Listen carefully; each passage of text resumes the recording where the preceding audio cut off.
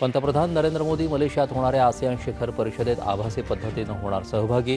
परराष्ट्र मंत्री S Jaishankar east आशिया परिषदेत करणार भारताचं नेतृत्व.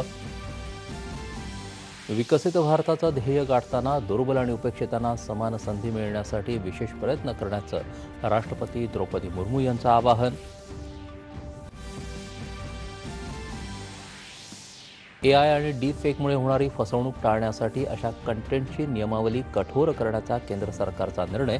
नियमावलीचा सुधारित मसुदा केला प्रसिद्ध. संरक्षण मंत्री राजनाथ सिंह आज नौदल कमांडर्स परिषदेला करणार संबोधित. तसंच आजपासून जैसलमेरच्या 3 दिवसांच्या दौऱ्यावर सैन्य कमांडर्स परिषदेला करणार संबोधित. बिहारमध्ये इंडिया आघाडीनं तेजस्वी यादव यांचं नाव मुख्यमंत्रीपदाचा चेहरा म्हणून केलं घोषित. रालोआच्या दिग्गज नेत्यांच्या आज प्रचारसभा. बहीण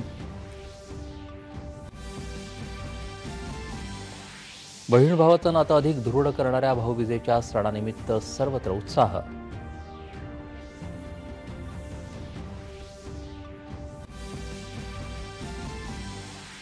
महिला विश्वचषक क्रिकेट स्पर्धेत नाणेफेक जिंकत न्यूझीलंडचा क्षेत्ररक्षणाचा निर्णय. भारताच्या फलंदाजांची नाबाद शतकी भागीदारी.